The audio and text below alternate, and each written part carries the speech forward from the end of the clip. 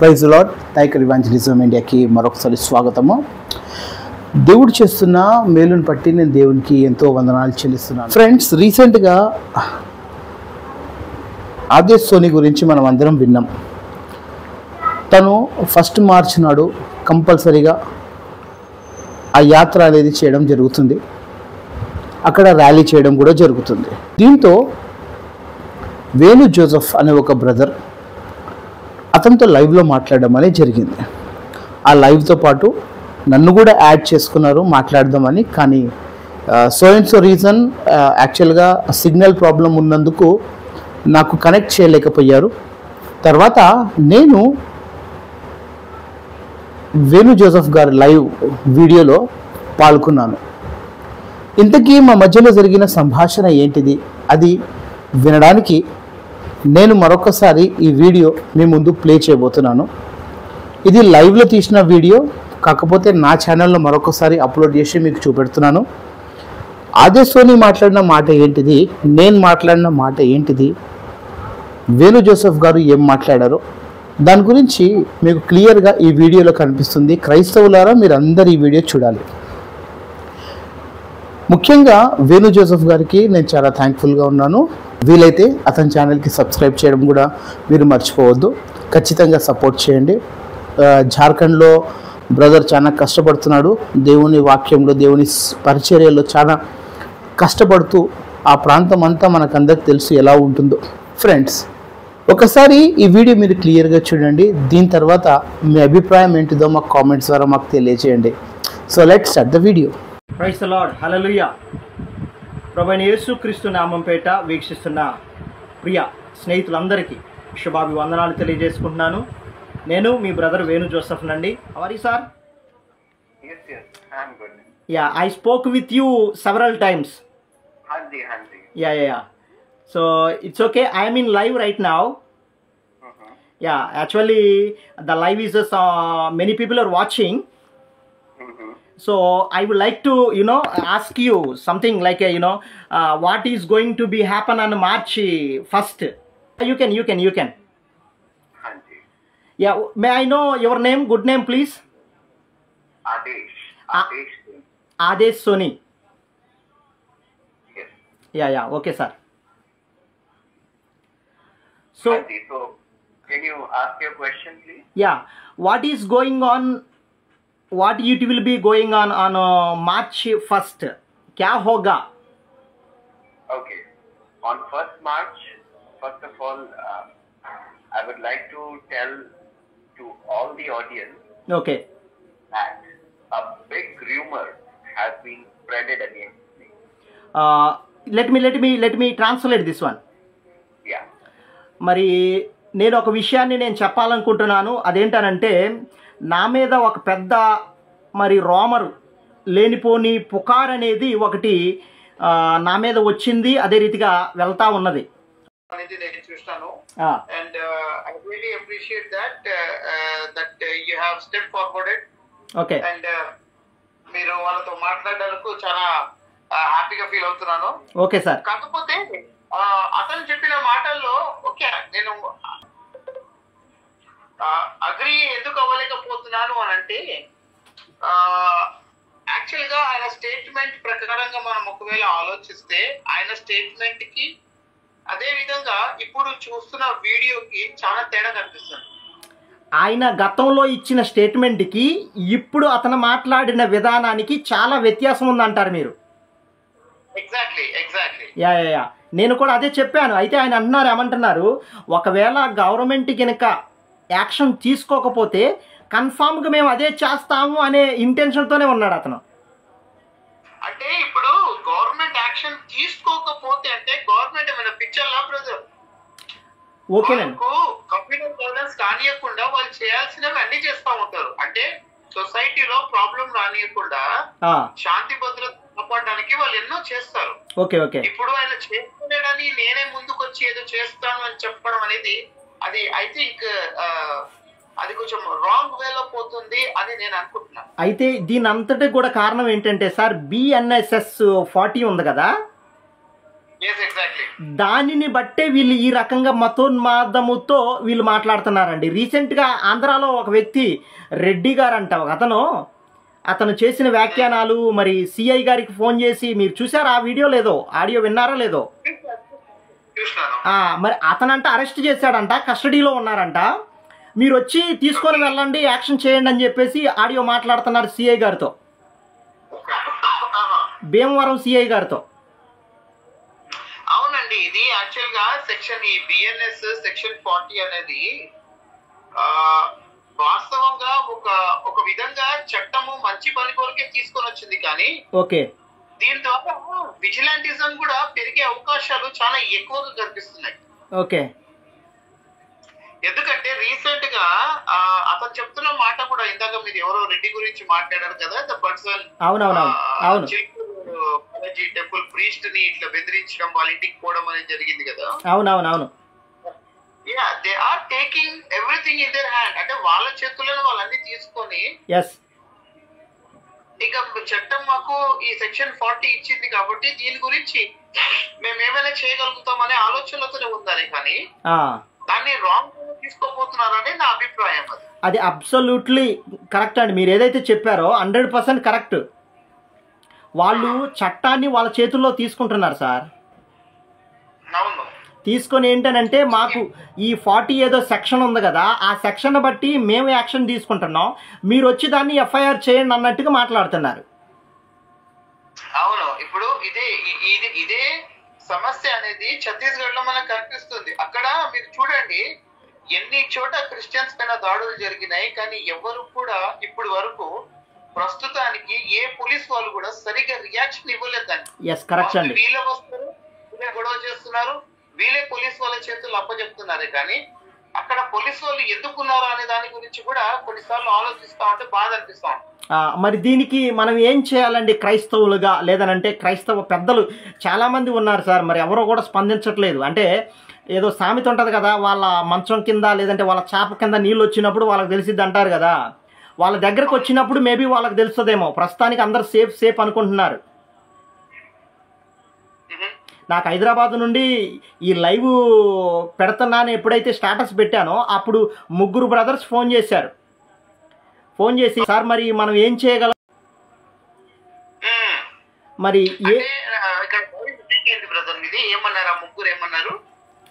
మన క్రైస్తవ పెద్దలు ఎవరైనా నాయకులు ఉన్నా, మనం చీఫ్ మినిస్టర్ గారి దగ్గరికైనా వెళ్దాం, లేదనంటే ప్రైమ్ మినిస్టర్ గారి దగ్గరికైనా వెళ్దాం, వెళ్ళేసి మన హక్కులు ఏదైతే ఉన్నదో రాజ్యాంగం ఇచ్చింది, మరి ఈ రీతిగా వాళ్ళు చేయటం కరెక్ట్ కాదు కదా, మన మతం మన ఇష్టం అన్నట్టుగా వాళ్ళు మాట్లాడి, మనం ఏదైనా చేయాలా చెప్పండి అన్నట్టుగా మాట్లాడారు.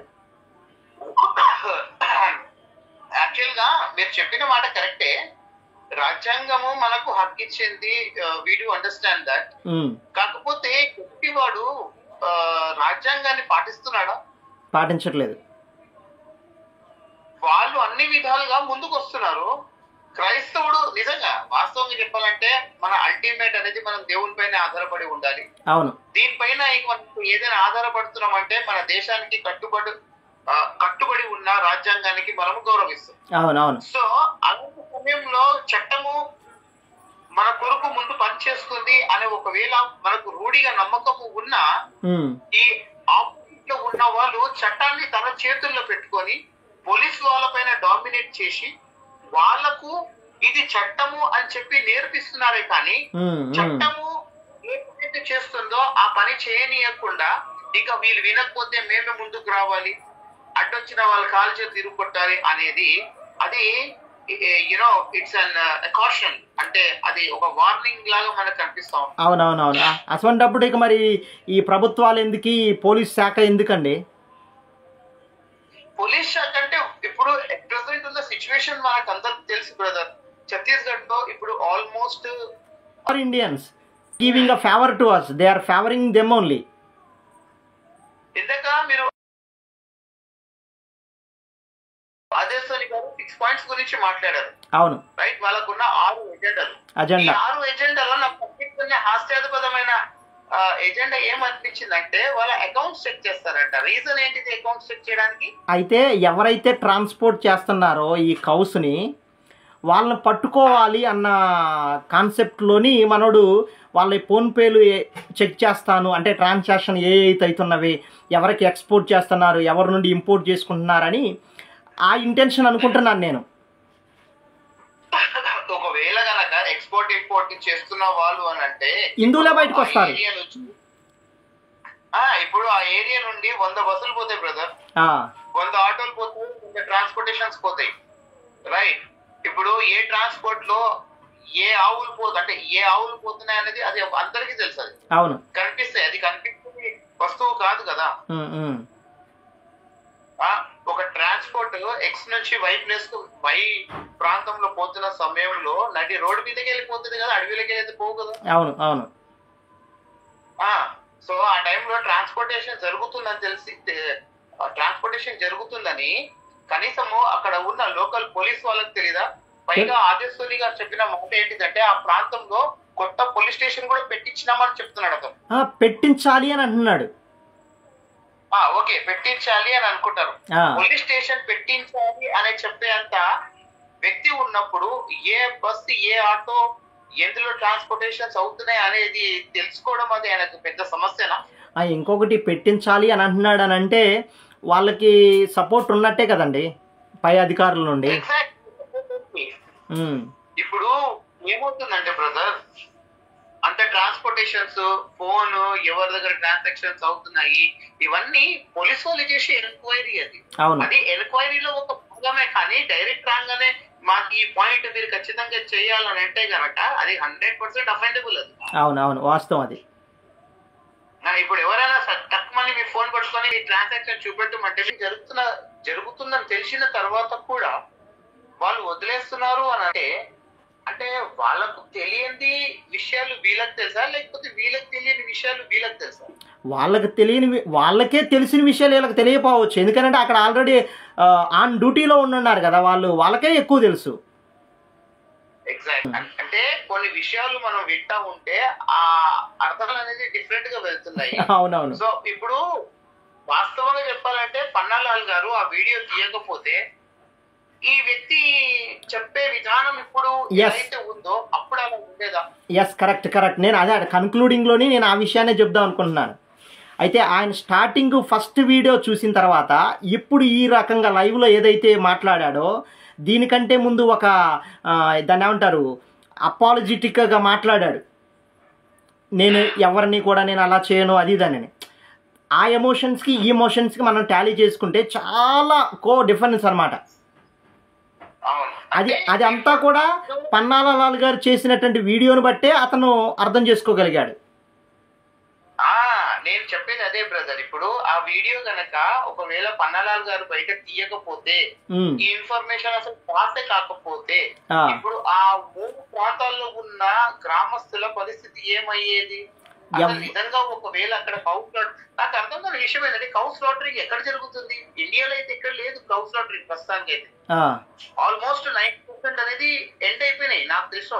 ఈవెన్ మన తెలంగాణ, ఆంధ్ర, తమిళనాడు, కేరళలో కూడా ఇవి జరుగుతలేవు బ్రదర్. ఎందుకు అని అంటే కనుక చట్టపూర్వకంగా బంద్ చేపించారు. ఏం జరిగినా కూడా ఇప్పుడు పక్కలోనే ఉంటుంది కానీ బీఫ్ లేకపోతుంది, కానీ హౌస్ లాటరింగ్ అనేది ఎక్కడ లేదు. అదే అలాంటి సమయంలో ఇప్పుడు పలానా ప్లేస్ లో హౌస్ లాటరింగ్ జరుగుతుందని చెప్తే పైగా ఆ వీడియో కూడా మళ్ళా ఈ వీడియోని క్రైమ్ డౌన్ చేస్తుంది. Yeah, sure that should be. అంతే కదా. ఇప్పుడు ఎంప్లాయ్మెంట్ ఇవ్వండి, వాళ్ళు వేరే పని చేస్తారు. ఇప్పుడు ఎందుకు మన ఆంధ్రాలో స్టువర్ట్పురం అనేది లేదా సువార్తపురంగా మారిన ప్రాంతమే కదా గజ దొంగల వాళ్ళు. అక్కడ కూడా ఉండే ఇప్పుడు అందరూ వాళ్ళు హ్యాపీగా వాళ్ళ జీవితం జీవిస్తున్నారు కదా. ఉపాధులు వచ్చినాయి, ఉద్యోగాలు వచ్చినాయి, చదువుకుంటున్నారు. సోనీ బ్రదర్ ని ఎవరు అడిగినా నేను 100% అడిగినా. అతను ఏమన్నాడంటే ఆ ప్రాంతంలో 12 ప్లాంట్స్ ఉన్నాయని చెప్పాడు నాకు. ఓకే, ఆ 12 ప్లాంట్స్ లో వీళ్ళకి ఉపాధి ఇప్పియాలి అని అనుకుంటున్నాను అని కూడా చెప్పాడు. రాజస్థాని గారు ఉన్నప్పుడు వచ్చామని చెప్పారు కదా నాకు. అవునవును, చేస్తున్నా భలేకుండేది సార్. అంటే నేను అనుకున్నాను మీరు కూడా యాడ్ అవుతే బాగుంటది అనుకున్నాను సార్. మీరు కూడా యాడ్ అయితే బాగుంటది అనుకున్నాను. Okay, no problem. మరి ఎప్పుడైనా చూసుకుందాం లేదు ఏం పెద్ద సమస్య కాదు. లేదు లేదు, సోనీ బ్రదర్తో మీరు కూడా యాడ్ అయితే ఐ మీన్ మాట్లాడటంలోని అడిగే ప్రశ్న కానీ ఆయన చెప్పే విధానం కానీ ఎగ్జాక్ట్గా ఉండేదే కదా. ఇంకా కాకపోతే ఏంటంటే నేను జస్ట్ స్మూత్ వేలో అడిగాను. అవును, మీరు ట్రాన్స్లేషన్ చేస్తున్నారా తన మాటకు? స్మూత్ వేలోని మొత్తం అంతా స్మూత్గా వెళ్ళిపోయింది అనమాట. ఏది ఏమైనప్పటికీ సార్, వాస్తవానికి మీరన్న మాటల్లోని అతనన్న మాటల్లో ఒక పాయింట్ నాకేంటనంటే, ఈ పన్నాలాల్ గారు ఆడియో అవుట్ చేయకపోతే ఈ ఛత్తీస్గఢ్లో ఈ జనక్పూర్, విశ్రాంపూర్, గణేష్పూర్లో జరుగుతున్నటువంటి ఈ యొక్క ఏదైతే ర్యాలీ, ఏదైతే ఆందోళన, ఏదైతే దాడి ఉన్నదో ఆ దాడి ఇప్పటి వరకు ఎవరికీ తెలియకపోయేదే. యాక్చువల్ గా నేను గత సంవత్సరంలో ఒక యూపీ ఫైల్స్ అనే నా ఛానల్ ఒక సపరేట్ ప్లే లిస్ట్ ఉంటుంది. వీళ్ళకు సుమారు 3, 4, 500 పైగా గ్రూపులు ఉంటాయి. ఓకే. ఆ గ్రూప్స్ లో వాళ్ళందరూ ఏం చేస్తా ఉంటారంటే ఒకరికి ఒకరు స్ప్రెడ్ చేస్తా ఉంటారు ఏ వీడియో అయినా. ఎంత వైరల్ అయిపోయింది అని అంటే ఆల్మోస్ట్ ఆ మెసేజ్ కి రియాక్షన్ వస్తుందో అంటే ఈ రేంజ్ లో రియాక్షన్ ఇస్తారు అనేది కూడా అతను ఎక్స్పెక్ట్ చేయలేదు, if I'm not wrong. Okay, yeah, that is true. ఇప్పుడు దానికి రావాల్సిన స్పందన వచ్చింది కాబట్టి ఇప్పుడు నేను ఇలా చేస్తాను, ఇలా నేను చెయ్యను అని అనుకుంటున్నాడేమో. అయితే ఆయన అజెండా మారింది బహుశా. ఎందుకంటే బ్రదర్ ఇప్పుడు మన వాళ్ళు కూడా రెడీగా ఉన్నారు, పోనీకి పెద్ద సమస్య కాదు. ఇప్పుడు మన వాళ్ళు కూడా ఆల్మోస్ట్ పెద్ద స్థాయిగానే వెళ్దామని ప్లానింగ్ లోనే ఉన్నారు. అవునవునవును.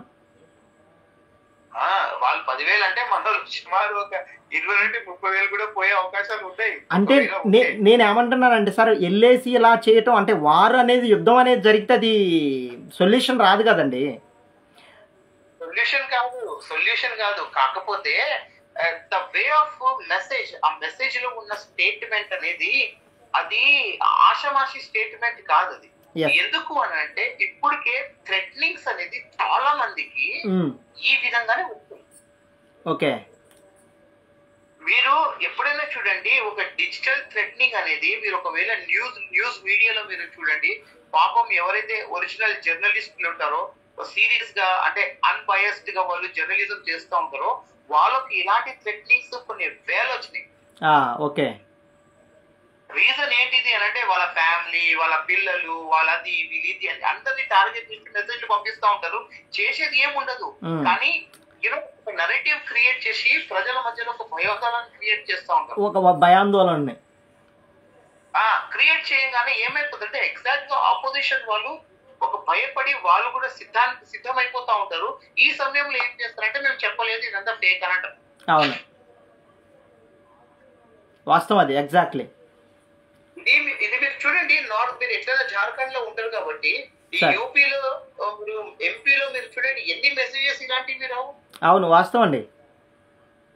ఇప్పుడు ఎందుకు మన రవీష్ కుమార్ గారు ఉన్నారు తెలుసు కదా, మనకి ఎన్డీటీవీ రిపోర్టర్.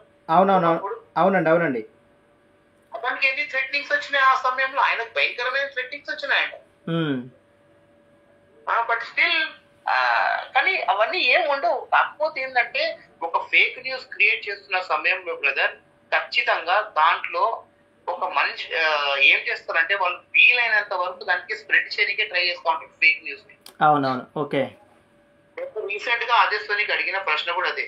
ఇప్పుడు ఈ కౌ స్లాటరింగ్ పేరు మీద జరుగుతున్న భయంకరమైన టార్గెటెడ్, మీరు రీసెంట్ గా చూడండి వెస్ట్ బెంగాల్ లో ఉన్న సాగర్ అనే వ్యక్తి, అదే బైబుల్ ని కింద పెట్టేసి తొక్కి అని చెప్పేసి టార్చర్ చేశారు, ఆ వ్యక్తేనా? చేయండి సార్, చేయండి.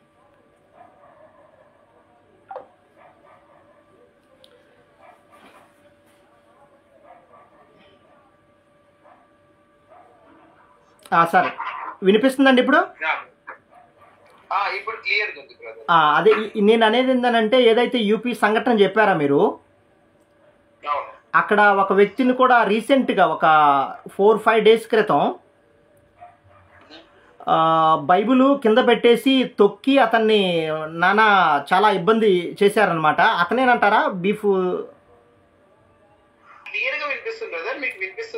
వినిపిస్తుంది సార్, చెప్పండి. నేను ఏమంటాను చూసినాను ఆ వీడియో, నేను క్లియర్ గా చూసినాను నేను. అదే అంటే నాకు అంతగా క్లారిటీగా అంటే తెలియదు మ్యాటర్ గురించి, జస్ట్ వీడియో చూడటం అయితే జరిగిందండి. అవునా? Okay okay okay. కాదు నేను చూసినాను ఆ వీడియో, చూసినాను నేను, ఆ వీడియోలో కూడా పెట్టినాను నేను అది. ఓకే ఓకే ఓకే చూస్తానండి. చూసినాను నేను.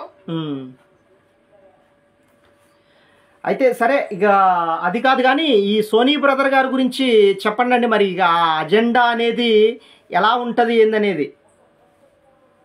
లేదు లేదు బ్రదర్, నాకు తెలిసే మటుకు ఆ బ్రదర్ ఏదైతే చెప్తున్నాడు కదా, నాకు ఎందుకు మీద కొంచెం దానికి ఏమంటారంటే డౌట్ లాగానే కనిపిస్తుంది, నమ్మశక్యంగా లేదు. చేసేది ఏం ఉండదు, జస్ట్ థ్రెటనింగ్ అనమాట. మన క్రైస్తవ్యం కూడా స్టాండర్డ్గా స్ట్రాంగ్గా ఉంటే కన్ఫామ్గా మనల్ని ఎవరో కూడా ఏమీ చేయలేరు అనమాట. ఎందుకంటే మనలోనే చాలా విభేదాలు కలుగుతున్నాయండి. అవును బ్రదర్, ఉన్నాయి కానీ కాకపోతే ఇలాంటి సమయంలో మాత్రం ఏకం కావాలనే మనందరం కోరుకునేది అదే సార్. కాకపోతే వాళ్ళు రారు కదా, ఎవరు మినిస్ట్రీలు వాళ్ళే అంటున్నారు, ఎవరు డినామినేషన్ వాళ్ళే అంటున్నారు. అవునవును అవును, ఉన్నాయి ఉన్నాయి, అలాంటివి ఉన్నాయి ఉన్నాయి. ఇక మనం దాని గురించి అది పర్సనల్ గా మాట్లాడుకుంటే బాగుంటది. సరే, ఇప్పుడు ఆన్లైన్ కదా. అవునండి, ఓకే ఓకే, సరే సరే సరే, ఓకే, నో ప్రాబ్లం. ఏదేమైనా సరే, ఏదేమైనా మరి సోనీ గారి కొరకు మనం ప్రార్థిద్దాం. డెఫినెట్ గా బ్రదర్, సోనీ గారితో మనము ఖచ్చితంగా, యాక్చువల్ గా ఈ టైంలో అసలు అతనితో మాట్లాడితే ఇంకా బాగుండేది. కానీ ఏదైనా కానీ మీరు మాట్లాడే ప్రయత్నం చేసి మీరు మాట్లాడడానికి దట్ ఈస్ రియలీ గుడ్. నేనేమంటున్నానంటే ఇలాంటి విషయాలు ఇది ఆల్రెడీ చాలా స్ప్రెడ్ అయిపోయింది కాబట్టి అతను చాలా నెమ్మది పడ్డాడు. లేకపోతే అసలు ఇంకొక తీరు ఉండేదేమో నేను అనుకుంటున్నాను. నేను ఈ రోజు చేయడానికి గల కారణం ఏంటంటే సార్, సారీ ఫర్ డిస్టర్బ్, ఈ రోజు చేయడానికి గల కారణం ఏంటనంటే, ఏదైతే ఆయన గతంలో స్పీచ్ చేశాడో దాన్ని బేస్ చేసుకుని ఒకవేళ అక్కడ ఏదైనా జరిగిందనుకోనండి, ఈ ప్రూఫ్ మన దగ్గర ఉంటుంది వీడియో కాల్లో, ఇదిగో ఈ రకంగా మాట్లాడాడు అని ఈ ప్రూఫ్తోని ఇతనే చేయించాడని మనం యాక్షన్ చేయించవచ్చు. దాని కొరకే నేను ఈ వీడియో కాల్ చేయించానండి. నో ప్రాబ్లం, చాలా మంచి పని చేశారు బ్రదర్. నేను అదే యాక్చువల్ గా ఈ వీడియో చూడడం కన్నా బెటర్ డైరెక్ట్ ఆ వ్యక్తితో మాట్లాడితే ప్రాబ్లం సాల్వ్ అవుతుంది కదా అని అనుకున్నాను. కాకపోతే ఆయన అంతా మాట్లాడిన తర్వాత చివరిలో ఒక మాట ఇచ్చిపోయాడు. ఏం మాట్లాడాడంటే, ఎన్ని జరిగినా ఒకవేళ ఇది డిమాండ్స్ కనుక మాటి ఇంకా అన్ని ఆ 6 పాయింట్స్ కనుక వాళ్ళు చెప్పకపోతే మేము ఖచ్చితంగా ఇంకా మా పని మేము చేస్తాము అనే ఒక చిన్నగా ఒక వార్నింగ్ ఇచ్చడం జరిగింది. అతను ఇంకా ఆయన ఇండైరెక్ట్ గా అన్నాడు, కాకపోతే దాన్ని డైరెక్ట్ చెప్పలే, అంతే అంతే, ఇండైరెక్ట్ గా అన్నాడు. సరే, ఏదేమైనా క్రైస్తవ సమాజానికి మనము స్ప్రెడ్ చేయాలండి ఈ విషయాన్ని. సరే, ఆ గవర్నమెంట్ తీసుకున్న అందరూ విన్నారు కనుక సోనీ బ్రదర్ చెప్పినటువంటి మాటలు, అదే రీతిగా మరి దయాకర్ ఇవాంజలిజం వానర్ అయినటువంటి దయాకర్ బ్రదర్ గారు వారు కూడా మాట్లాడారు. సహోదరులు, మరి ఈ విషయాలన్నిటిని కూడా మీరు మరి ఒకవేళ యూనిటీ చూపించాలి అనే టైం వస్తే కనుక కన్ఫామ్గా మన యూనిటీని మనం చూపించాలి. మరి పెద్ద పాస్టరు, చిన్న పాస్టరు, మరి ఏమంటారు, పెద్ద డినామినేషను సంస్థ అనేది పక్కన పెడితే మనందరం క్రైస్తవులం కనుక మరి ఒక దగ్గర నిలబడాలి, లేదంటే ఒక తాటి మీద మనం నడవాలి అనే సమయం వస్తే కన్ఫామ్గా మనందరం కూడా ఏకం అవ్వాలని మరి ఈ కడవరి దినాల్లో మరి జరుగుతున్నటువంటి ఇలాంటి ఫలితాలకు లేదంటే నిలబడందరం కూడా రిక్వెస్ట్ చేసుకుంటూ మరి ఫోన్లో మాట్లాడినటువంటి దయాకర్ గారు కూడా ప్రత్యేకమైన వందనాలు తెలియజేసుకుంటున్నాను. వారి గురించి, వారి పరిచర్య గురించి ప్రార్థించండి. మరి ముఖ్యంగా సోనీ బ్రదర్ గురించి ప్రార్థించండి. మరి ఆయన హిందువే, మతోన్మాదిగా ఉన్నాడే, అయినప్పటికీ యేసు ప్రభువారు ఆయన ప్రేమిస్తున్నాడు. Jesus loves him. దేవుడు అతను కూడా మారాలనేదే యేసయ్య యొక్క ఆశ, హృదయం అదే. ఆయన మారాలనేదే యేసు ప్రభువారు కోరుకుంటున్నాడు కనుక మనం ఆయన గురించి కూడా ప్రార్థిద్దాం. సరే, ఇప్పటి వరకును అతను తన యొక్క వేదాలు లేదంటే గ్రంథాలను బట్టి తను పూజిస్తున్నటువంటి దేవుణ్ణి బట్టి అతిశయిస్తున్నాడు. కానీ అలాంటి వ్యక్తులు ఎంతోమంది యేసయ్యని నమ్ముకున్నారు, యేసయ్య దగ్గరకు వచ్చారు, యేసయ్య పాదాలు పట్టుకొని ఇప్పుడు గొప్ప పరిచర్యలు చేస్తున్నారు. నేను అంటాను, యేసయ్యకు అసాధ్యమైనది ఏదీ లేదు. ఇలాంటి ప్రగల్భాలు పలికినటువంటి గొప్ప గొప్ప వ్యక్తులే యేసయ్య దగ్గరకు వచ్చి విధేయత కలిగి ఒక బానిసరంటే చెప్పానా, యేసయ్యకు ఇక పిచ్చోళ్ళు అయిపోయేసి సేవ చేస్తున్నారు, పెద్ద పెద్ద బ్రాహ్మణులే. మరి ఆ వ్యక్తి కూడా మారాలని ప్రార్థన చేద్దాం. ఆ వ్యక్తిని కూడా దేవుడు ప్రేమిస్తున్నాడు కనుక మరి మన ఈ యొక్క వీడియోని అందరికి షేర్ చేయండి. వీలైనంత వరకు మన క్రైస్తవ సమాజానికి, హైందవ సమాజానికి అందరూ కూడా షేర్ చేసి మన మధ్య ఒక మంచి ప్రేమ అనురాగాలు ఉండినట్లుగా అందరూ కూడా మంచి సమాధాన పడదామని ప్రేమతో మిమ్మల్ని అందరినీ రిక్వెస్ట్ చేసుకుంటూ అందరికీ శుభాభివందనాలు తెలియజేసుకుంటున్నాను. నేను మీ బ్రదర్ వేణు జోసెఫ్ని. May God bless you all. Thank you one and all. Amen.